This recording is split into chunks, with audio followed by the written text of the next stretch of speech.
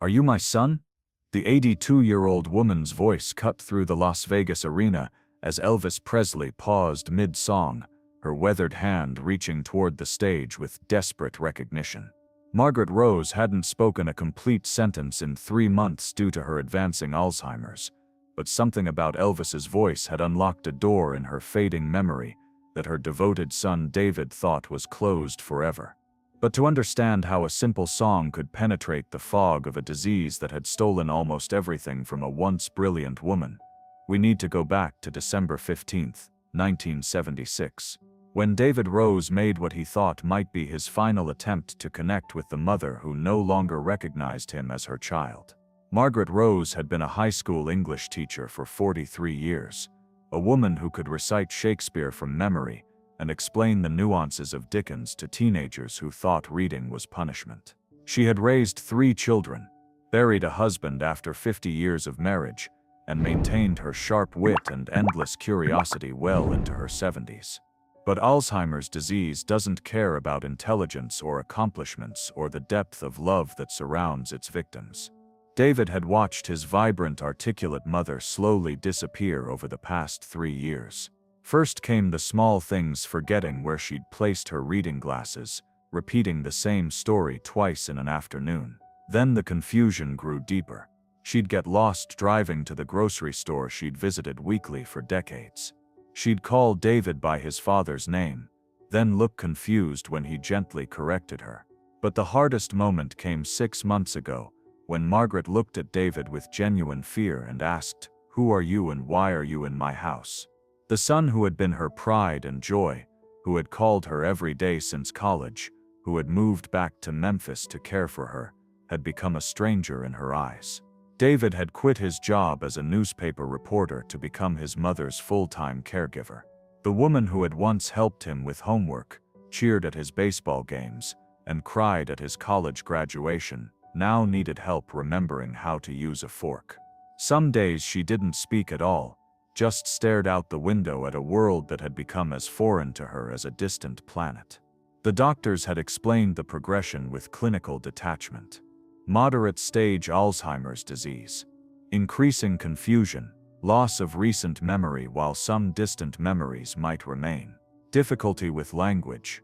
Eventually, loss of physical coordination. There were no cures, no reversals, only the slow, inexorable journey toward forgetting everything that had once made her herself. David had tried everything the specialists recommended. Music therapy, since Margaret had always loved to sing. Photo albums, hoping familiar faces might spark recognition.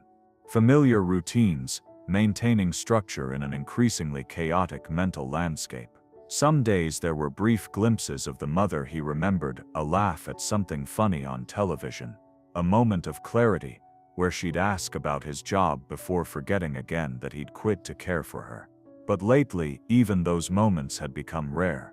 Margaret would sit for hours without speaking, her once expressive eyes vacant and distant. She'd eat if David fed her, walk if he guided her, but the woman who had once filled their house with laughter and conversation had retreated so far into the darkness of her disease that David wondered if she was still in there at all.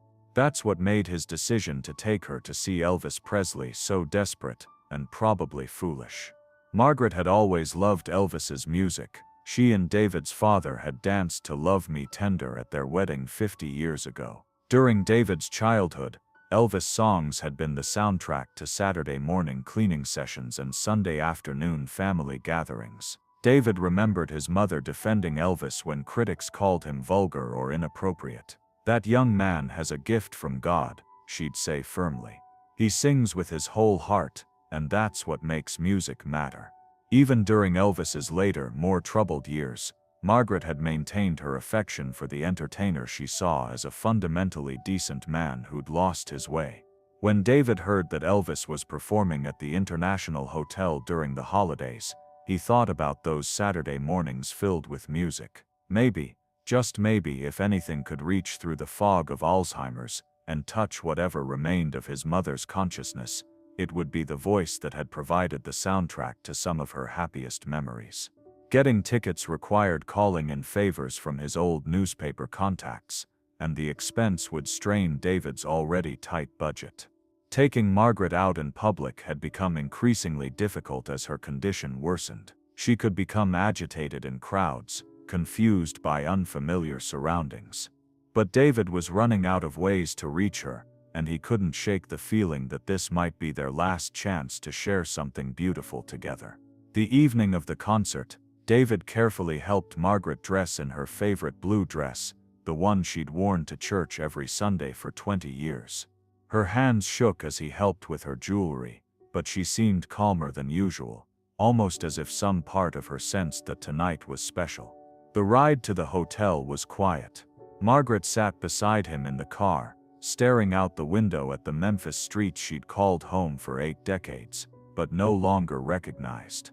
Occasionally she'd turn to David with that familiar confused expression and ask, "Where are we going?" He'd explain again patiently that they were going to hear music, that it would be nice. She'd nod politely, the way she might respond to a kind stranger, and return to her window watching. The International Hotel's showroom was overwhelming to hundreds of people, bright lights, the buzz of excited conversation. David had requested seats toward the back, hoping the distance might make the experience less stimulating for Margaret, but he could see her growing agitated as they found their places. She kept looking around with growing anxiety, clearly overwhelmed by the crowd and noise. "It's all right, Mother," David said softly, taking her hand. "We're just here to listen to music. You love music." Margaret looked at him with that heartbreaking expression he'd come to know so well. Polite but distant, as if she were trying to remember where she'd seen his face before.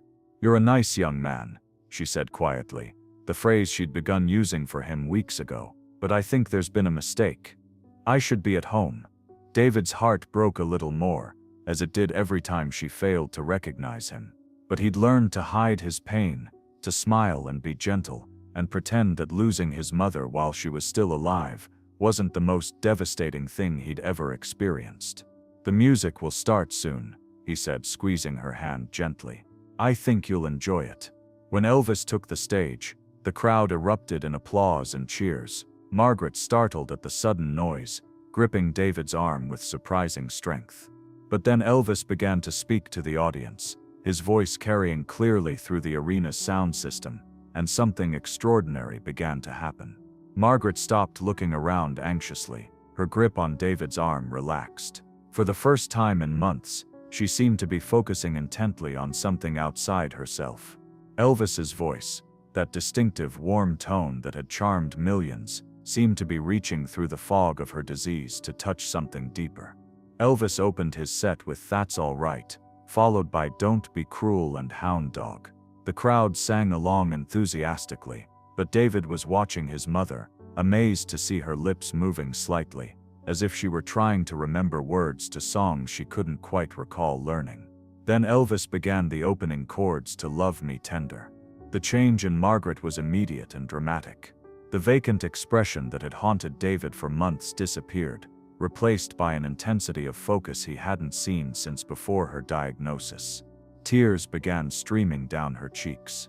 Not the confused tears of an Alzheimer's patient lost in her own mind, but the deep, knowing sobs of a woman remembering 50 years of dancing to that song with her beloved husband.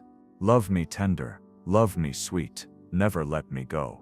Elvis sang, his voice filled with the gentle emotion that had made the song a classic. Margaret began to cry harder, but she was also doing something she hadn't done in 3 months. She was humming along, quietly, uncertainly at first, then with growing confidence. She was remembering every word of a song that had been part of her life since 1956. David watched in amazement as his mother, who could no longer remember his name, sang along perfectly to music that had somehow survived the destruction in her brain.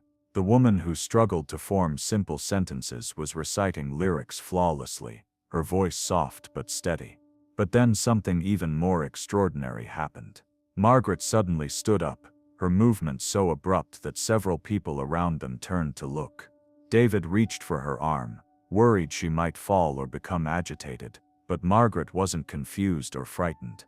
She was staring directly at Elvis Presley with an expression of recognition so intense it was almost painful to witness. "Are you my son?" Margaret's voice carried clearly through the arena, cutting through Elvis's singing like a knife through silk. The question stopped Elvis mid-verse. The band, confused by his sudden silence, gradually stopped playing. 15,000 people turned to look at the elderly woman standing in section 12, her weathered hand extended toward the stage, as if she were reaching for someone she'd lost long ago. Elvis stood motionless for a moment, still holding his microphone, clearly trying to process what had just happened. Margaret remained standing, tears streaming down her face, waiting for an answer to a question that came from the deepest, most protected part of her failing memory. David was mortified. His mother had just disrupted an Elvis Presley concert with what appeared to be a complete break from reality. He could feel hundreds of eyes on them, hear murmurs from surrounding seats.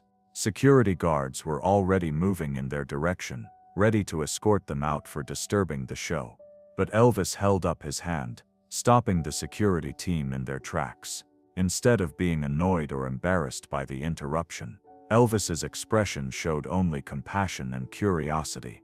He'd dealt with over-eager fans and unusual situations throughout his career, but something about this elderly woman's confusion touched him deeply. "Ma'am," Elvis said gently, his voice now carrying through the arena's sound system to every corner of the silent venue. "What's your name?" Margaret looked confused for a moment, as if the question had pulled her back from wherever her mind had been traveling. "I don't know," she admitted, her voice smaller now, uncertain. "But I know that voice. I've been waiting for you to come home." The words hit Elvis like a physical blow. His own beloved mother, Gladys, had been dead for 18 years, but the wound of losing her had never fully healed. In Margaret's confused recognition, in her desperate question about whether he was her son, Elvis heard an echo of every conversation he'd wished he could have had with his mother after she was gone. "What's your son's name?" Elvis asked, stepping closer to the edge of the stage. "David," Margaret said without hesitation, the name coming from some protected corner of her memory. "My David, he's such a good boy, but I can't find him. I can't remember where I put him." David felt his throat close with emotion. His mother remembered his name, even if she couldn't connect it to his face. Somewhere in the wreckage of her mind, her love for him had survived. Elvis looked out into the audience, his eyes scanning the section where Margaret stood. "David, are you here, David?" David slowly raised his hand, too emotional to speak. Elvis nodded, understanding immediately the situation he was witnessing. Here was a son watching his mother disappear into the cruel fog of dementia, and a mother whose disease had stolen everything except her capacity to love someone she could no longer recognize.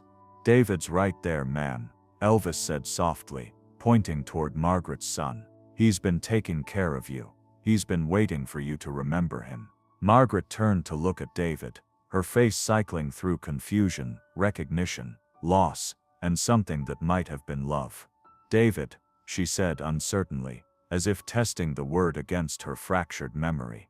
"Yes, Mother," David said, his voice breaking. "I'm right here. I've been right here all along, for just a moment.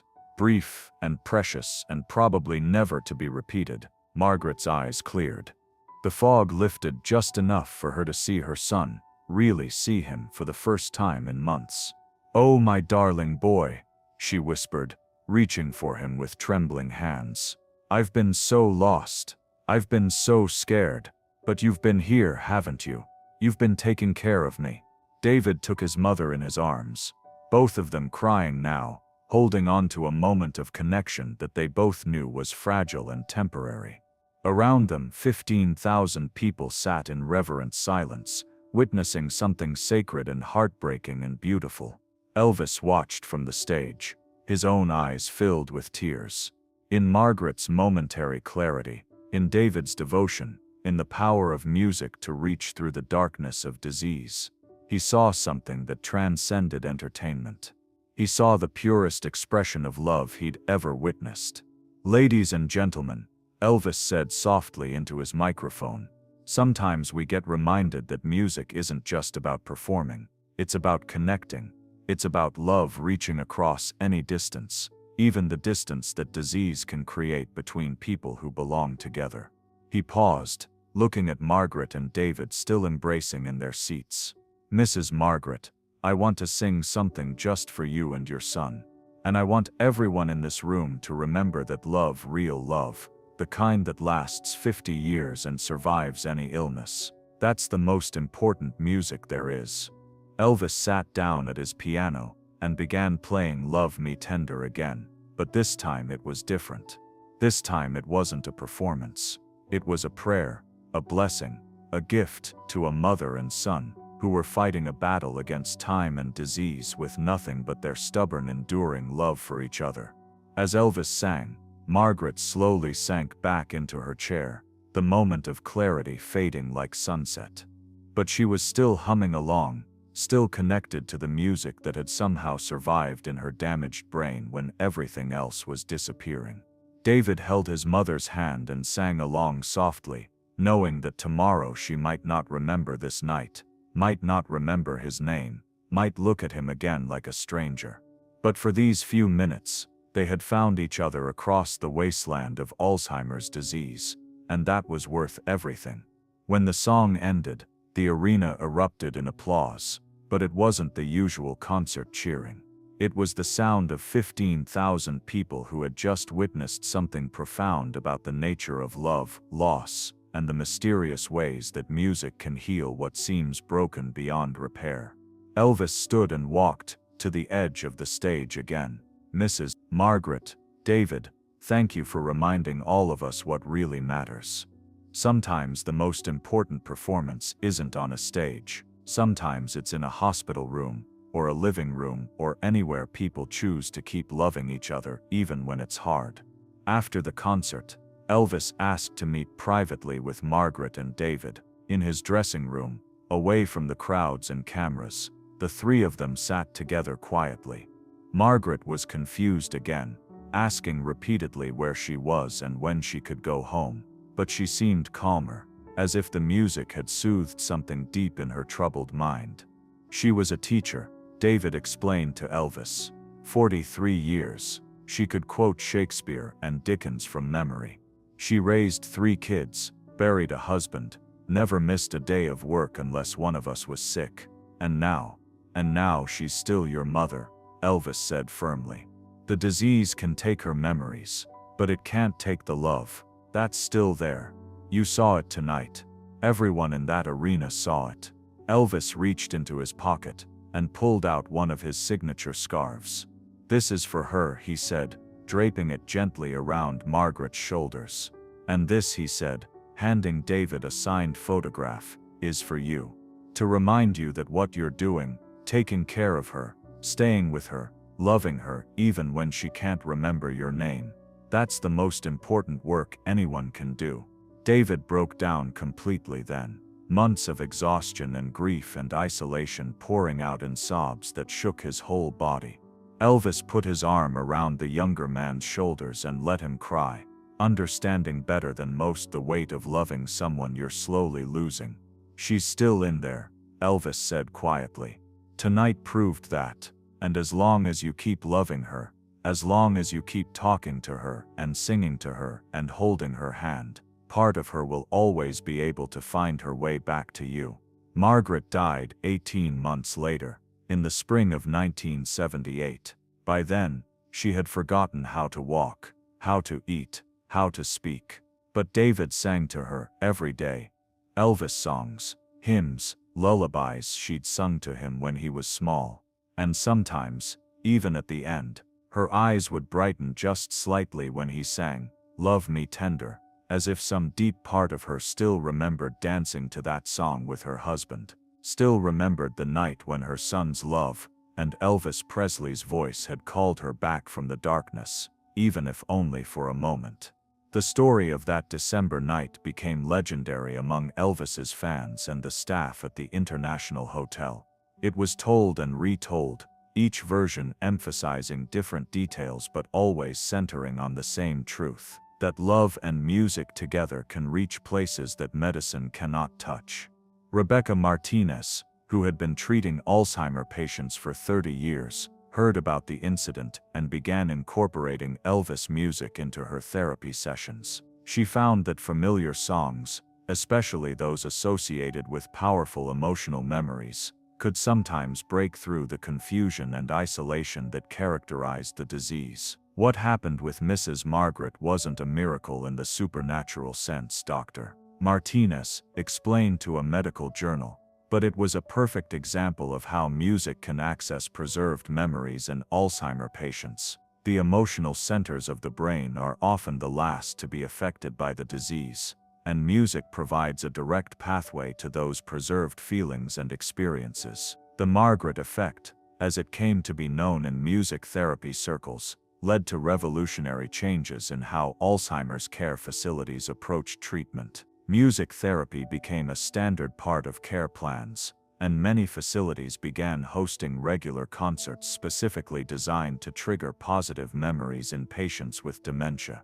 The Elvis Presley Memorial Foundation established the Margaret Rose Music Therapy Program, providing funding for music therapy in Alzheimer's care facilities across the country. The program's mission statement read, "Music doesn't cure Alzheimer's, but it can remind us that the person we love is still there, still deserving of dignity, still capable of moments of joy and connection." David Rose became an advocate for Alzheimer's caregivers, speaking at conferences and support groups about his experience. His message was always the same: don't give up on them. Even when they don't recognize you. Even when they can't speak. Even when it seems like they're completely gone. Keep loving them. Keep talking to them. Keep playing their favorite music. Because love leaves marks that disease can't completely erase. He established a support network for adult children caring for parents with dementia, understanding better than anyone the isolation and exhaustion that came with watching a beloved parent slowly disappear. The network provided practical resources, emotional support, and most importantly, the message that caregivers weren't alone in their struggle. Years later, when researchers began studying the long-term effects of music therapy on Alzheimer patients, they consistently found that patients who received regular musical engagement maintained their quality of life longer and showed slower cognitive decline than those who didn't. Margaret's story became a case study in medical schools, teaching future doctors that healing could take many forms. The International Hotel, later renamed the Westgate, installed a small plaque backstage that read, "In memory of Margaret Rose and all the mothers and fathers whose love transcends memory. Music heals what medicine cannot touch." Every performer who played that venue learned about the plaque and the story behind it, and many reported that it changed how they approached their craft. Elvis himself was deeply affected by his encounter with Margaret and David. In his remaining performances, he often dedicated songs to family members in the audience, and he became more sensitive to the emotional needs of his fans. He began including more gospel and spiritual songs in his sets, understanding that his role as an entertainer also carried the responsibility to heal and comfort. In one of his last interviews, Elvis reflected on that December night, "I've sung for presidents and movie stars and millions of people around the world. But I think the most important song I ever sang was Love Me Tender for that lady who forgot everything except how to love her son. That's when I understood that music isn't about me or my voice or my fame. It's about the connections we make with each other, the memories we share, the love we pass on." The medical community eventually recognized what Elvis, David, and Margaret had demonstrated that night, that Alzheimer's disease, for all its cruelty, cannot completely destroy the human capacity for love and connection. Research showed that patients who maintained strong emotional bonds with their caregivers, who were exposed to familiar music and comforting routines, who were treated with dignity and compassion throughout their illness, experienced better outcomes and preserved their humanity longer. Today, the Margaret Rose approach to Alzheimer's care is taught in nursing schools and medical programs worldwide. It emphasizes person-centered care, the therapeutic value of music and familiar activities, and the critical importance of maintaining emotional connections even when cognitive function declines. But perhaps the most lasting impact of that night was on the thousands of families dealing with Alzheimer's who heard Margaret and David's story and found hope. They learned that love doesn't end when memory fails, that dignity doesn't disappear with disease, and that sometimes the most profound healing happens not in hospitals or clinics, but in moments of simple human connection. A son holding his mother's hand, a singer sharing his gift, a room full of strangers becoming witnesses to the enduring power of love. And every year on December 15th, David Rose visits his mother's grave and plays Love Me Tender on a small Bluetooth speaker, telling her about his life, his work with other caregivers, the families he's helped navigate the heartbreaking journey she taught him to survive. He always ends the same way: "Thank you, Mom, for teaching me that love is stronger than forgetting. And thank you for showing me that even when you couldn't remember my name, you never stopped being my mother." Because that's what Margaret Rose proved that night in Las Vegas, that Alzheimer's can steal memories, words, recognition, and eventually life itself. But it cannot steal love. And sometimes when music and memory and the stubborn devotion of a son who refuses to give up come together in perfect harmony, love finds a way to shine through the darkness, even if only for a moment, even if only to whisper, "Are you my son?" and receive the answer that matters most: "Yes, and I will always be here." The psychological impact of that December evening extended far beyond the immediate participants and became a catalyst for revolutionary changes in dementia care worldwide. Dr. Sarah Chen, a neuropsychologist at Johns Hopkins who specialized in music therapy for Alzheimer patients, traveled to Memphis specifically to study what had happened that night. The Margaret Rose incident represents a perfect convergence of several therapeutic factors, Dr. Chen explained in her groundbreaking research paper. "We saw the power of familiar music to access preserved emotional memories, the importance of maintaining caregiver-patient bonds, and the therapeutic value of public validation and dignity preservation." Her study, published in the Journal of Music and Memory, documented how similar interventions could be replicated in clinical settings. The research showed that Alzheimer patients who participated in structured music therapy sessions while accompanied by devoted family members showed measurable improvements in mood, social engagement, and temporary cognitive clarity. The Margaret method became a standardized treatment protocol used in memory care facilities across 6 continents. The approach emphasized several key elements: familiar music from the patient's prime emotional years, typically ages 15-25, the presence of primary caregivers during sessions, public or semi-public settings that provided social validation and immediate emotional response without correction or reality orientation. Elvis Presley Enterprises, working with the Alzheimer's Association, established the Margaret Rose Centers for Music Memory, a network of specialized facilities that combined traditional memory care with intensive music therapy programs. The first center, opened in Memphis in 1979, became a model for integrated dementia care that prioritized dignity, emotional connection, and quality of life over purely medical interventions. The center's approach was revolutionary for its time. Instead of focusing solely on managing behavioral symptoms or slowing cognitive decline, the Margaret Rose method emphasized helping patients access their preserved emotional memories and maintain meaningful connections with their families. The facility's design incorporated performance spaces, recording studios, and family interaction areas that encouraged musical engagement at all levels of care. Dr. Martinez's ongoing research documented remarkable outcomes. Patients in Margaret Rose centers showed 40% slower rates of social withdrawal, 35% reduction in agitation and anxiety, and most importantly, 60% longer periods of maintained family recognition compared to traditional memory care facilities. The economic impact was significant as well. Families reported higher satisfaction with care, lower rates of caregiver burnout, and reduced need for psychotropic medications. The international medical community took notice. The World Health Organization commissioned a comprehensive study of music therapy interventions for dementia, with Margaret's story serving as the primary case study. The research, conducted across 12 countries and involving over 3,000 patients, confirmed that structured musical experiences could significantly improve quality of life for dementia patients and their families. Religious communities embraced the Margaret Rose approach as well. The story of that December night, with its themes of unconditional love, faithful caregiving, and the power of music to heal, resonated deeply with spiritual leaders across denominations. Many churches began incorporating music therapy principles into their pastoral care programs for elderly congregants. The Southern Baptist Convention developed a comprehensive ministry program called Songs of Remembrance, training church volunteers to provide musical companionship to families dealing with dementia.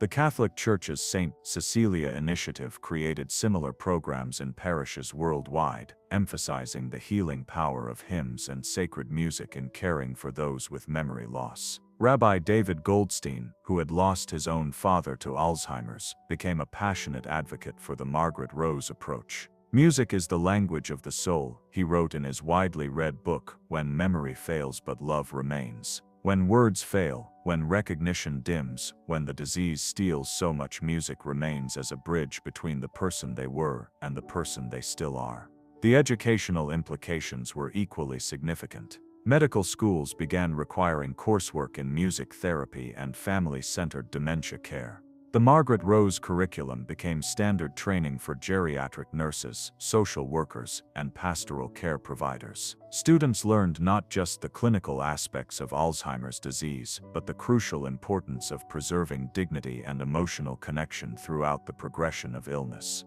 The University of Memphis established the Margaret Rose Institute for Music and Memory Research, which became the world's leading center for studying the intersection of music, emotion, and cognitive decline. The institute's researchers made groundbreaking discoveries about how musical memories are stored differently in the brain, why emotional songs can survive when other memories disappear, and how caregiver singing can strengthen neural pathways in dementia patients. One of the institute's most significant findings was the identification of what researchers termed caregiver resonance, the phenomenon whereby dementia patients showed improved cognitive function when their primary caregivers sang or hummed familiar songs during daily care activities. David Rose, who had unknowingly demonstrated this principle during his years caring for Margaret, became a frequent speaker at medical conferences about the power of musical caregiving.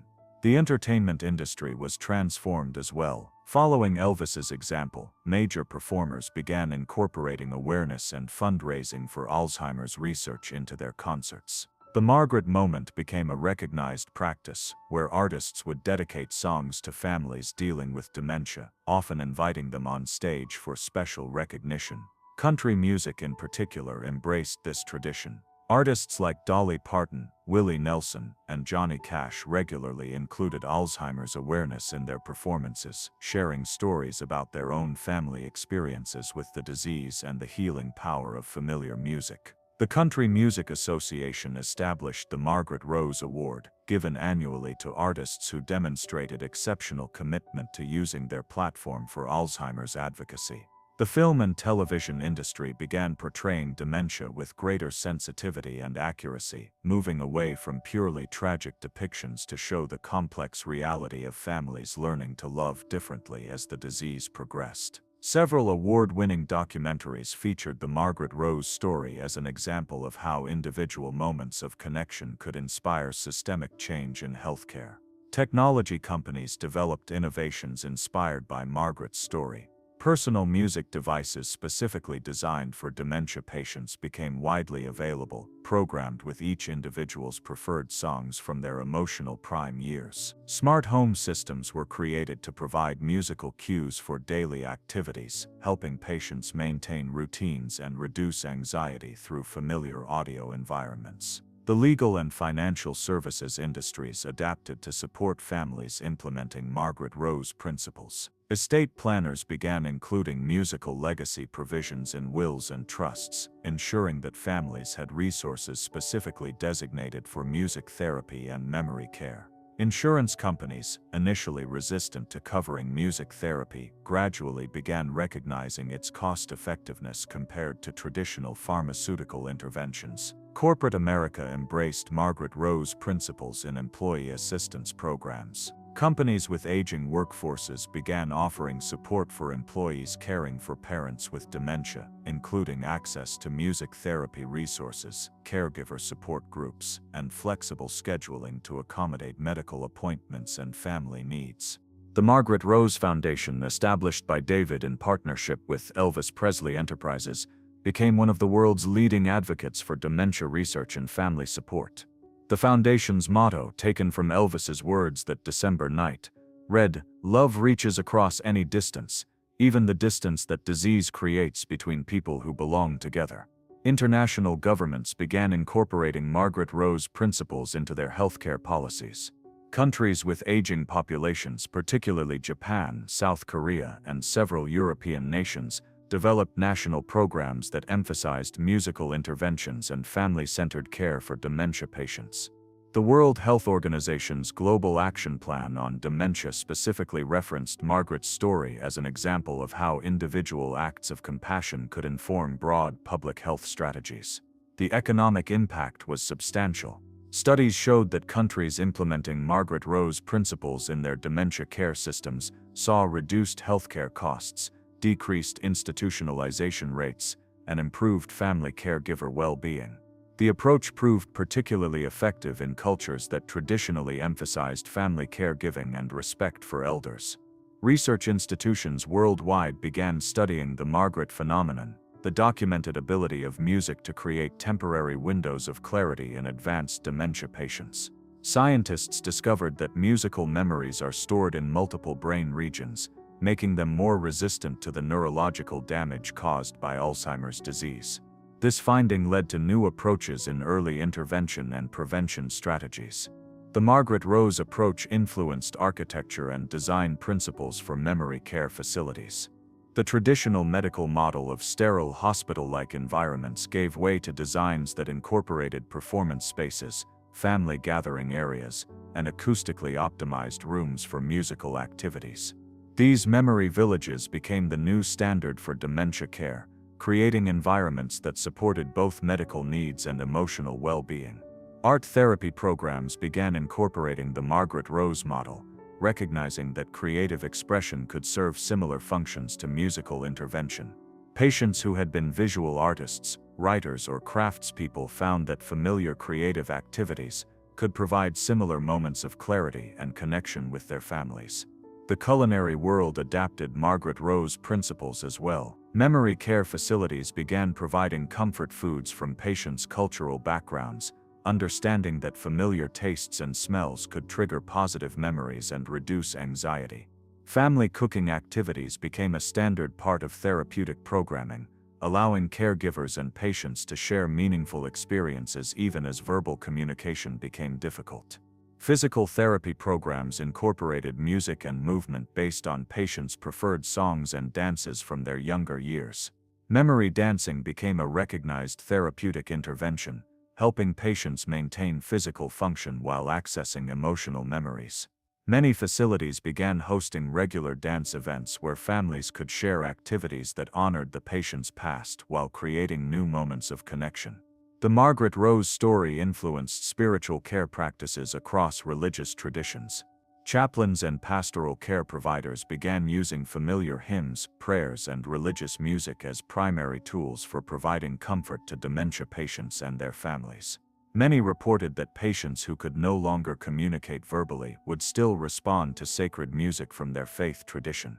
Teacher training programs began incorporating lessons about the Margaret Rose approach, preparing educators to work with children who had grandparents or other family members with dementia. Schools developed intergenerational programs where students would visit memory care facilities to share music and simple activities with residents, reducing stigma and promoting understanding about aging and cognitive decline. The Margaret Rose Institute's research expanded to include other forms of dementia and cognitive decline. Scientists found that similar musical interventions could benefit patients with Parkinson's disease, stroke-related cognitive impairment, and even some forms of autism. The principles of using familiar, emotionally significant sensory experiences to maintain human connection proved applicable across numerous neurological conditions. Community organizations worldwide began implementing Margaret Rose support groups for dementia caregivers that emphasized music, shared experiences, and mutual support. These groups provided practical resources while also creating space for the emotional processing that caregivers needed to sustain their challenging work. The story's influence reached the highest levels of government. When President Jimmy Carter's wife Rosalind became a passionate advocate for mental health and caregiving issues, she frequently referenced Margaret's story as an example of how individual compassion could inspire national policy change. The Carter Center's mental health initiatives incorporated musical therapy principles into their programming for aging Americans. The Margaret Rose Legacy Project, launched on the 25th anniversary of that December night, created a comprehensive archive of similar stories from around the world.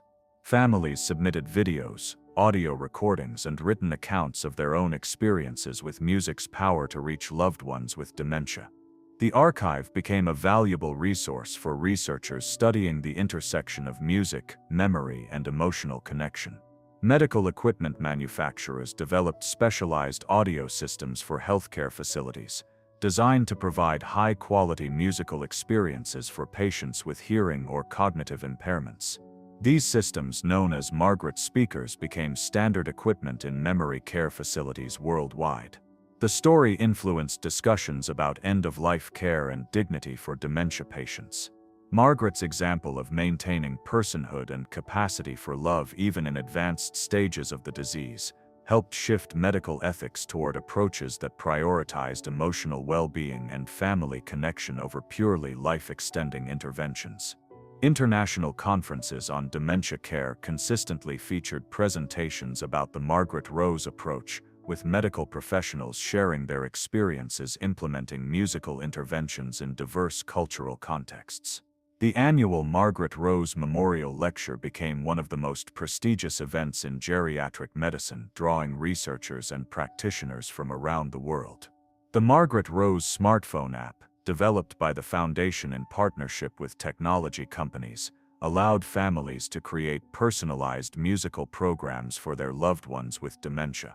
The app included features for recording family members singing familiar songs, scheduling regular music sessions, and tracking emotional responses to different musical interventions. Pharmaceutical companies, initially skeptical of non-medication approaches to dementia care, began investing in research about musical interventions and their interaction with drug therapies. Several major clinical trials examined whether combining traditional medications with structured music therapy could provide better outcomes than either approach alone. The story influenced popular culture as well. Songs, books, movies, and television shows regularly referenced Margaret's story as a symbol of enduring love and the power of music to heal. The phrase "Are you my son?" became a cultural touchstone for discussions about family caregiving and the challenges of loving someone with dementia. Children's books about grandparents with Alzheimer's began incorporating musical elements, teaching young people about the disease, while emphasizing that love and connection could continue even when memory failed. These educational materials helped reduce stigma and prepare children for their own experiences with aging family members. The Margaret Rose Memorial Garden, created at Elvis's Graceland estate, became a pilgrimage site for families dealing with dementia. The garden featured areas designed for musical reflection, with speakers playing gentle Elvis songs and memorial stones honoring loved ones lost to Alzheimer's disease. Professional musicians began volunteering in memory care facilities, understanding that their talents could provide therapeutic benefits beyond entertainment. The Musicians for Margaret program trained performers to work specifically with dementia patients, teaching them about the disease's progression and how to adapt their performances to meet patients' changing needs. The story's influence on grief counseling was profound. Therapists began helping families understand that losing someone to dementia involved multiple losses: the loss of shared memories, communication, recognition, and eventually physical presence. The Margaret Rose model provided a framework for finding moments of connection and meaning throughout this extended grieving process. Research into the genetic factors of Alzheimer's disease incorporated findings about musical memory preservation. Scientists discovered that individuals with certain genetic variants were more likely to maintain musical abilities even in advanced stages of dementia, leading to new approaches in early detection and intervention strategies. The Margaret Rose story influenced the development of virtual reality therapies for dementia patients. Researchers created immersive environments that combined familiar music with visual memories, allowing patients to visit important places from their past while listening to significant songs. These VR experiences provided safe ways for patients to access positive memories without the confusion or agitation that sometimes accompanied real-world outings. Today, more than 40 years after that December night in Las Vegas, the Margaret Rose approach to dementia care is taught in medical schools worldwide, implemented in thousands of care facilities, and practiced by millions of family caregivers. The story continues to inspire new research, influence healthcare policy, and provide hope to families facing the challenges of loving someone with Alzheimer's disease. David Rose, now in his 70s himself, continues his advocacy work while preparing for his own aging. He has established detailed instructions for his own care should he develop dementia, including a carefully curated playlist of meaningful songs and specific requests for how he hopes to be treated with dignity and love even if he can no longer recognize his own family. "My mother taught me that love doesn't end when memory fails," David said in his final public presentation before retiring from advocacy work. "She showed me that dignity isn't dependent on cognitive function, and that sometimes the most profound healing happens in the simplest moments of human connection." Every family facing this disease should know that their love matters, their presence matters, and that somewhere in the mystery of the human heart, the person they love is still there, still worthy of every song, every gentle touch, every whispered "I love you" they can offer. The Margaret Rose story remains a testament to the power of music, the strength of familial love, and the profound impact that individual acts of compassion can have on the world. It reminds us that healing takes many forms, that dignity can be preserved even in illness, and that sometimes the most important performances happen not on stages, but in the quiet moments when we choose to keep loving someone even when loving becomes difficult. And in memory care facilities around the world, when staff members see a moment of recognition pass between a patient and their family, when a familiar song brings a smile to someone who rarely smiles anymore, when love finds a way to bridge the gap that disease has created. They call it a Margaret Rose moment, proof that even in the face of devastating illness, love truly can reach across any distance to whisper the most important truth of all: "Yes, I am here, and I will always be here."